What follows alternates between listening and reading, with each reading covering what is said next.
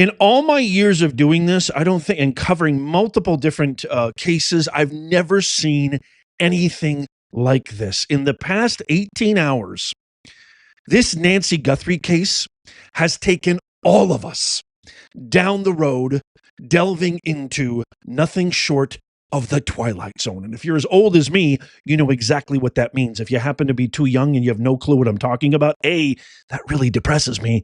But B, it just means that Bizarro Land, this case is taking on mystifying proportions, the likes I've never seen before. It gets weirder and weirder, stranger and stranger. We have a new letter. We have a new suspect. We have new foul-ups from investigation.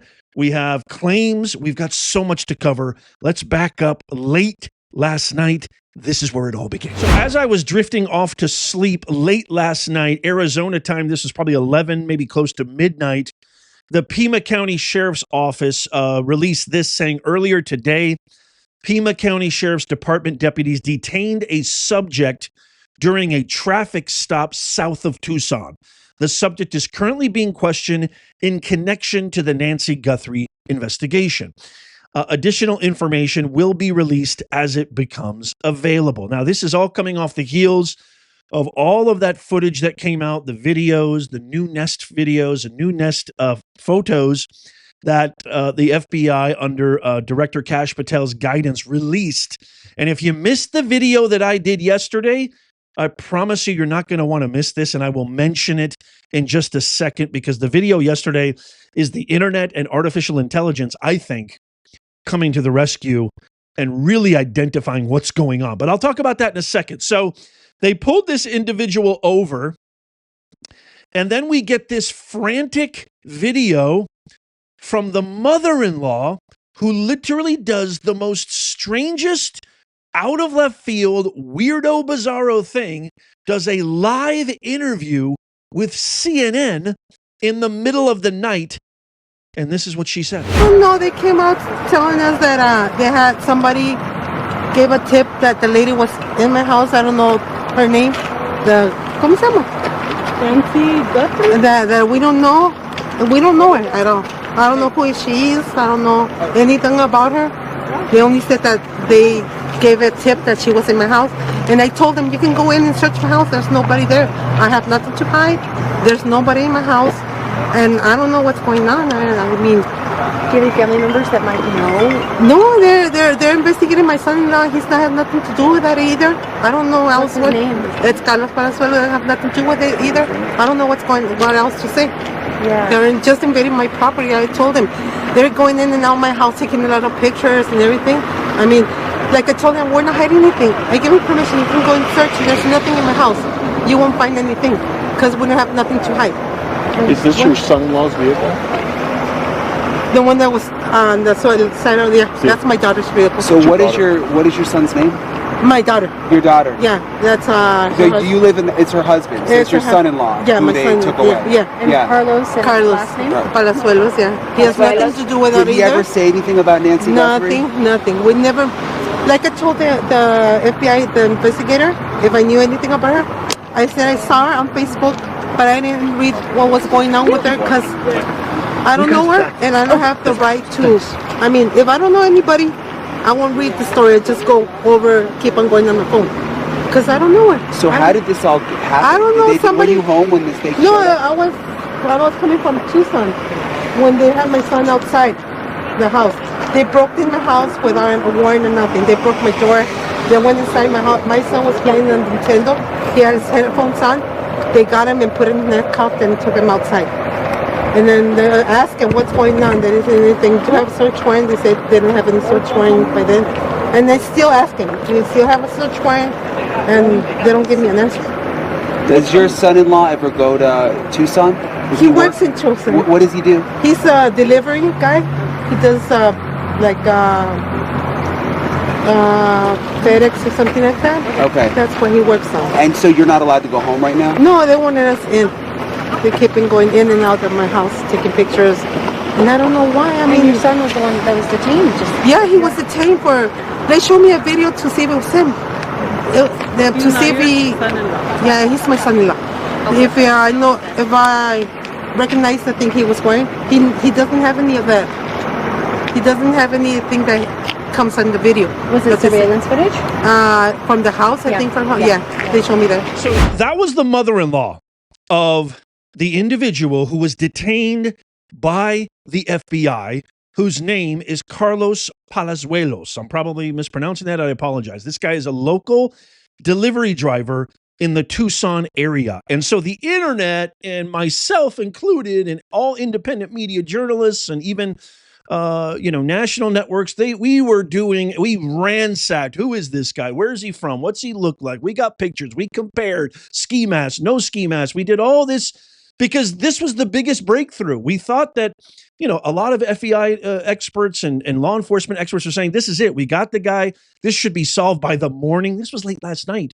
This should be solved at the very least, at the very latest by the afternoon. You could hear by the mother-in-law saying that they didn't have a search warrant.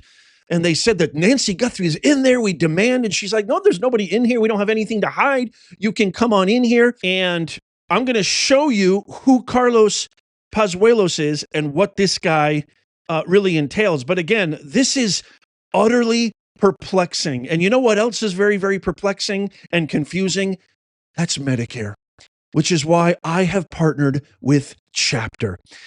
Call this number down below. I promise you, you will not be disappointed. These guys are experts. It's completely free. They're independent. I don't partner with a lot of people. You guys know that. So when I do, it's somebody I believe in, somebody who works for me. Look at these testimonials. One of our viewers said this is the most honest Medicare call I've ever made. No broker fees for rep, just good, honest information. Great share, Professor Nez. And then another viewer here, Teresa, said, just got off the phone with Chapter, was able to save over $1,000 a year by calling. Thank you, Professor Nez. So call these guys. It's free. And by the way, they might even tell you, hey, you're on a great plan. You don't need to do anything. You don't need to change anything. But they are all about clarity, good, honest information. Call this number, 656-218-0931, or you can go to askchapter.org/Nez. Again, that number is 656-218-0931. Give them a call and start saving right now. So here is Carlos Palazuelos. They detained him, and then guess what, folks? They immediately released him. So the confusion and the mystification gets crazier and crazier. He says, quote, they told me I was being detained for kidnapping. I asked them, kidnapping who? They held me against my will, the 36-year-old driver complained, and he returned home after being freed without charge. He says, quote, they didn't even read me my rights until 2 hours later. I want to play this quick clip right here. From the handcuffs. And did you have any idea that this was about him? Do you know who Nancy Guthrie is? That's the problem. No, I don't know anything. When you were like, where is this coming from? How did they come up on you? I don't know. Like, what, were you just driving around? Yeah, working. Yeah, they said you were delivering DoorDash? Yes. Oh, How'd they pull up on you? Like, Nah, I pulled up with them. They were following me. Yeah, they were following me. Miranda. This is Santa Cruz County, and Miranda was down here. It's like, come on, 2 and 2. and so then when they came up on you, what did they say? Like, what did they say? Nothing. Literally nothing. They just told me, stop moving. Like, what's your name? Carlos. And that's it. They put me in the cop car. You gotta wait like 2 hours. I waited like 2 hours until the detectives came here and everything. oh my God. And when they finally told you this had to do with some kidnapping, like, what were you thinking? Like, what the f*** am I doing here? I didn't do anything. To be honest, like, I'm innocent. And you don't even know who the lady is? Do you know who Savannah Guthrie is? No. I don't follow the news. Right. I don't watch. You don't watch the Today Show? No. So this was a complete shock. It was. So that suspect gets released. Carlos gets released, gets petrified, horrified, shaken to the core. His family scared to death. Imagine being charged with kidnapping or told that you could be a part of something this huge. You have no idea what's going on. You're just a delivery driver doing your job. What is going on? This just makes absolutely no sense. And then it gets but wait, there's more. It gets even more nuts. A third Nancy Guthrie ransom note was sent to, of all people, of all places, TMZ and Harvey Levin, making a brand new demand. Watch. Please explain and describe what you got about 90 minutes ago.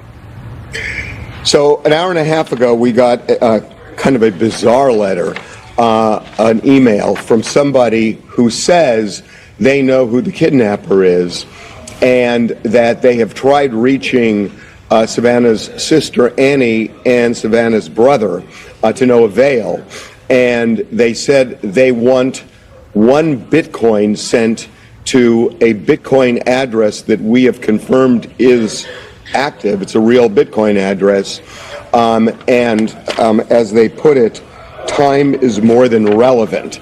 So we have no idea whether this is real or not, but they are making a demand. It's interesting that, Bitcoins fluctuate in value, but it's around $56,000 now, 1 Bitcoin, which is about the amount that the authorities are offering for information leading to the return of Nancy.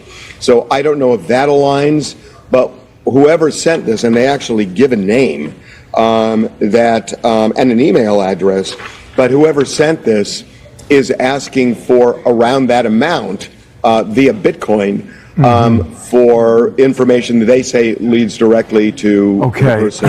Let's take it a step at a time here, Harvey. Take me back to the original letter. I believe you were the one who said whoever wrote that letter, I don't think you used the word meticulous, but I'll use that word, suggesting that the grammar was right, the letter was very specific about the requests and the demands. Does this letter have the same form that you saw the first time around? No, and I don't think this person is purporting to be that person. Okay. This person is purporting to be someone who probably wrote that first letter. If the FBI's operating theory is right, that they are going on the assumption that the person who wrote this note took Nancy. And so they're not saying they're the kidnappers. They're saying they know who the kidnapper is and will give that information up for 1 Bitcoin. Okay. And again, we looked at this address. It's a pretty bold thing that the address is real. Okay. There were 2 other Arizona affiliates in Tucson, KGUN9 and another one. Did they also receive this same note? Or do you? I don't know. We haven't talked to them. All right. Now, Harvey, Bill, we've sent this on to the FBI already. Okay, confirmed on that. I watched your interview last night with Sean. You were very careful as to what you said, and I respect that and the contact that you have with authorities. There was, late last night, there was a Bitcoin address that had $6 million deposited in it. I don't know if that's real or a ruse, but I'm sure you know of it. When you looked at that address, did it match what you saw in letter number 1 from several days ago? I am not comfortable commenting on this.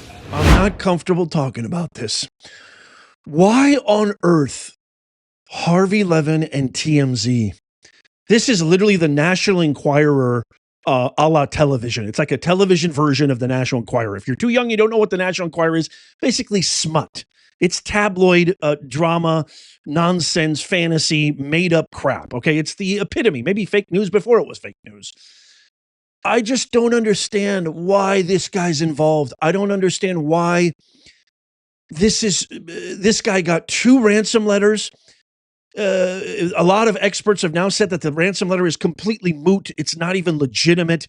Based on the footage and the photos that Kash Patel released yesterday, this guy looked like a total and complete mook, like he didn't know what he was doing, although his demeanor did suggest that he was extremely cavalier and comfortable. Is that due to like lack or diminished capacity, or is that due to professionalism, that he's so comfortable doing this? He's done it a million times. There's also footage, a neighbor talked about somebody taking pictures months ago or something near Guthrie's house with a cell phone. Everybody thought this was going to be solved last night. After they said there was a huge detainment, we had this interesting bombshell interview with this mother-in-law. Everybody thought this was it. But guess what, folks? We're back to square one. And I have no idea why Harvey Levin is involved. I have no idea who these people are. With all intents and purposes, I'm now thinking that this was such a poorly architected crime, robbery, what have you, abduction, I don't know. I don't think it has anything now to do with any kind of professional organization. Maybe it doesn't have anything. I mean, it's leading me to believe, as of now, I could change that it has nothing to do with Epstein at all. I did a video where I talked about that weird connection in that Silence of the Lambs video. If you have no idea what I'm talking about, go check it out. I'll leave a link in the pinned comment and in the description down below to both videos. The video I did yesterday about AI cracking the case, taking the mask off and looking at the brother-in-law and his bandmate, as well as the Epstein connection. I'll leave both of those down below. But, I mean, I'll keep you posted. Let me know what you think. Tap that thumbs up. I love you guys. Check out these videos coming up right here in case you missed them. Tap my face right here to subscribe and follow. I can't wait to hear your thoughts on this. And as always, may God bless you and God bless the USA and all who defend her. I'll see you soon.